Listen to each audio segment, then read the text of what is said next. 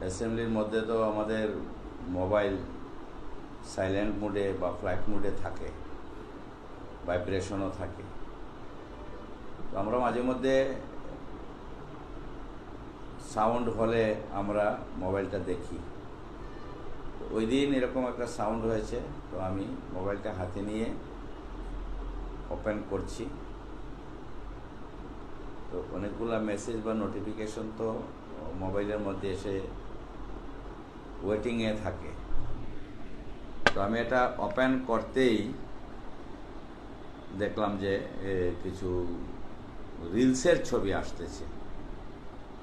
তো কী আসতেছে আমি সেটা ভালো করে দেখিও নাই।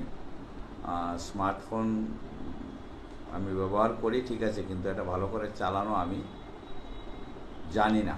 এটা বলতে লজ্জা নেই যে এটা ঠিকঠাক অপারেট করা আমার পক্ষে কঠিন। তো আমি ব্যাক দিয়ে আমি এটা ক্লোজ করেছি, কিন্তু এই যে কয়েক সেকেন্ড ছিল, এটা কিভাবে কে বা কারা জুম করে নিয়ে এটা সোশ্যাল মিডিয়াতে ভাইরাল করেছে। আমি কিন্তু মোবাইলের দিকে চাওয়া অবস্থায়ও ছিলাম না, আমি উপর দিকেই চাওয়া ছিলাম। আমি ভিডিওটা দেখেছি।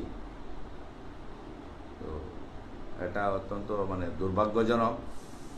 আমি বলবো যে এটাও আমার বিরুদ্ধে একটা ষড়যন্ত্র হতে পারে।